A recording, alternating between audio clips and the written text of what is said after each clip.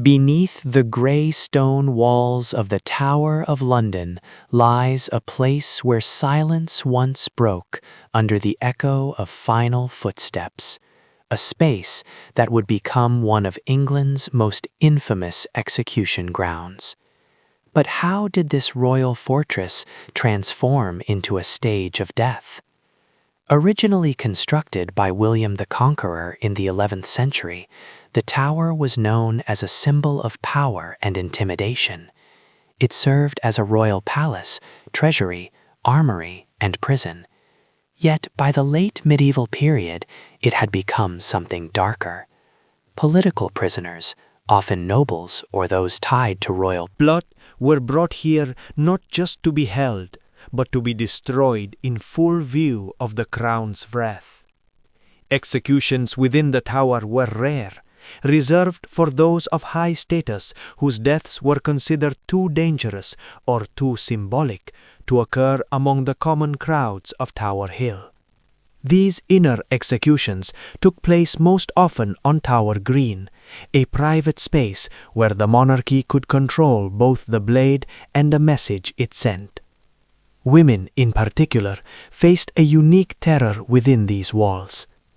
High-born ladies accused of treason, adultery, or heresy were often executed in silence, without the roar of a watching crowd, yet never without fear. What awaited them was not just death, but a judgment designed to erase their name from power, history, or faith itself. Lady Jane Grey, the teenage queen's tragic end. She was known as the 9 Days Queen, yet Lady Jane Grey never desired the crown that ultimately condemned her. At just 16 years old, Jane became a pawn in a dangerous game of political ambition and religious upheaval, one that would end with her young life taken within the walls of the Tower of London. In July 1553, following the death of King Edward VI, son of Henry VIII, Protestant nobles sought to prevent the Catholic Mary Tudor from ascending to the throne. With Edward's backing, they named Lady Jane Grey, his Protestant cousin, as successor. Jane was intelligent, devout, and educated in the Protestant tradition, but she was also deeply reluctant. As contemporary accounts suggest, she accepted the crown weeping. Coerced by her parents and powerful figures like John Dudley, Duke of Northumberland. Her reign lasted only 9 days. Mary Tudor, backed by popular support, claimed the throne with swift resolve. Jane was arrested and imprisoned in the Tower of London, initially spared execution. But her fate turned once Thomas Wyatt led a rebellion in early 1554 to restore Jane to the throne. Though Jane played no role in the plot, her existence now posed a threat to Mary's rule. On February 12, 1554, Jane was led to Tower Green. She wore a black gown and carried a prayer book. Historian Raphael Holinshed, writing later in the 16th century, recorded that she spoke calmly before her death, declaring, "I am come hither to die, and by a law I am condemned to the same." The fact, indeed, against the Queen's Highness was unlawful. Blindfolded and trembling, Jane struggled to find the execution block. In a moment both harrowing and haunting, she cried out, "What shall I do? Where is it?" before being guided by an onlooker. Moments later, the axe fell, and England's youngest queen was gone. Lady Jane Grey died not for crimes she committed, but for the ambitions of men and the collision of dynasties. Her death marked more than the fall of a girl queen. It revealed how quickly innocence could be consumed by the Tower's ruthless justice. Margaret Pole's cursed end, the Countess's forgotten death. She was born into royalty, lived through dynasties, and outlasted kings. But in the end, Margaret Pole, Countess of Salisbury, met one of the most disturbing deaths ever recorded within the Tower of London. Margaret was the daughter of George, Duke of Clarence, brother to King Edward IV, placing her among the last surviving members of the Plantagenet line, a family that once ruled England. Though she survived the bloody Wars of the Roses and became a loyal subject to the Tudor dynasty, her royal bloodline made her a threat in the eyes of Henry VIII. Initially favored under Henry's reign, Margaret was appointed governess to Princess Mary and granted lands and titles, but the tide turned in the 1530s. As Henry broke with the Catholic Church and began targeting anyone who resisted his new authority, Margaret's son, Reginald Pole, a cardinal in Rome, openly criticized the king's actions, calling him a tyrant and questioning his legitimacy. Though Margaret had no direct role in her son's words, Henry's paranoia could not ignore her connection. In 1538, she was arrested without trial and held in the Tower.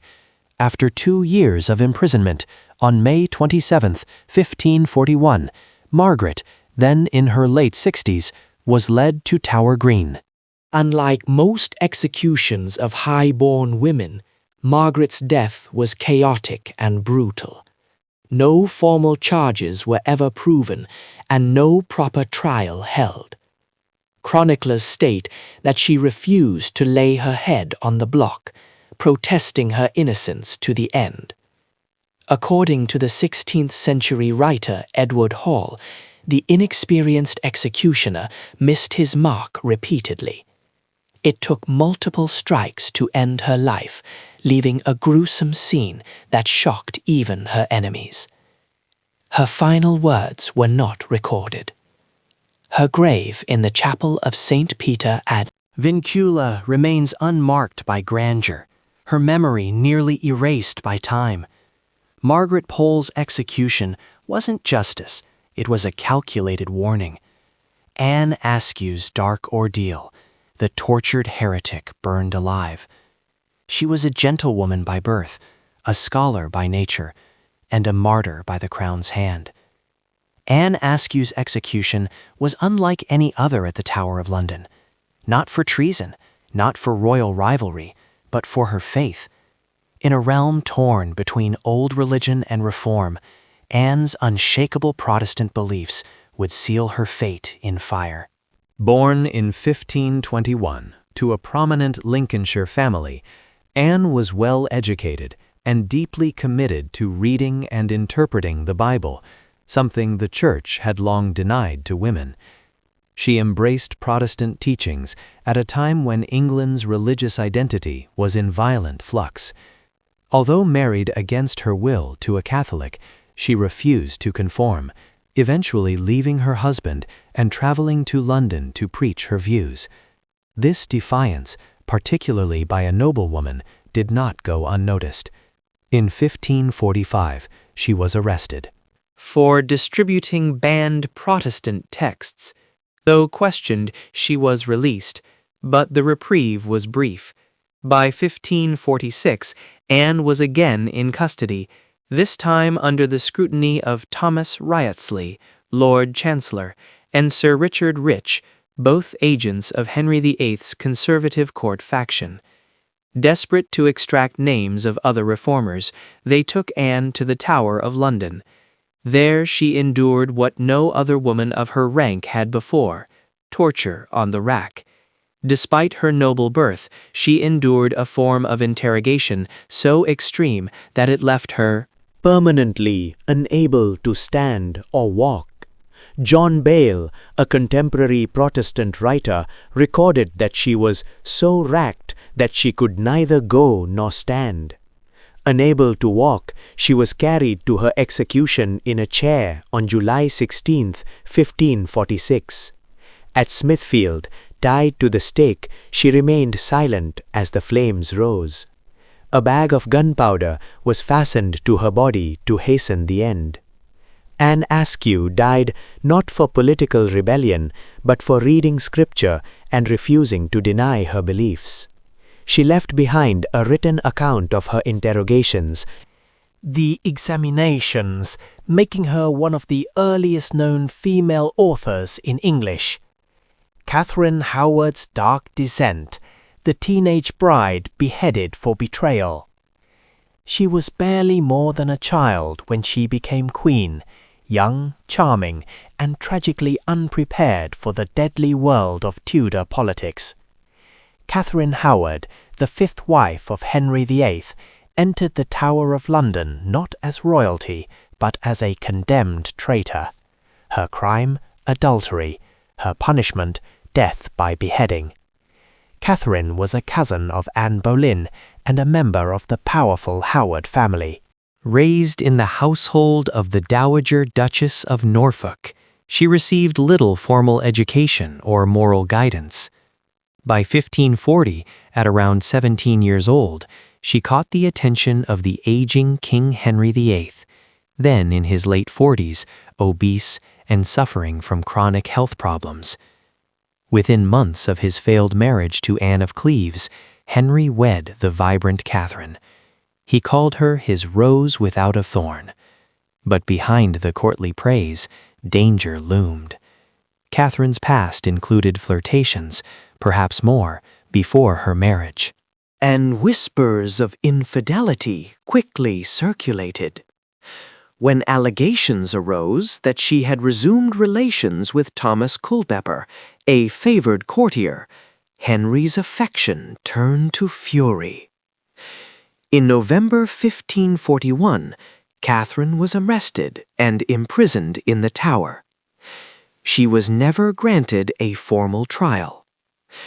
Under interrogation, she confessed to past indiscretions but denied adultery during her queenship. Still, her fate was sealed. On February 13, 1542, she was taken to Tower Green. According to chronicler Charles Wriothesley, Catherine conducted herself with sorrow and composure. She is said to have practiced laying her head on the block the night before, preparing for the moment when the axe would fall. No final words were officially recorded, but later accounts suggest she may have said, "I die a queen, but I would rather die the wife of Culpeper." Though the quote is likely apocryphal, the sentiment reflects the enduring image of a girl trapped in a deadly game far beyond her understanding.